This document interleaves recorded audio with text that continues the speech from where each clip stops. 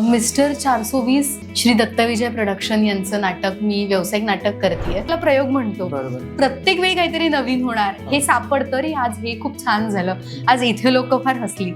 So या नवीन गोष्टी कळतायत. तू आबाळाची माया सारं काही तिच्यासाठी या सिरियल्स मध्ये काम केलं, तर तो शूटचा एक्सपिरियन्स कसा होता? प्रामाणिकपणे काम केलं की तुम्हाला जे तुम्ही मॅनिफेस्ट करताय सक्सेस तुम्हाला मिळत जातं.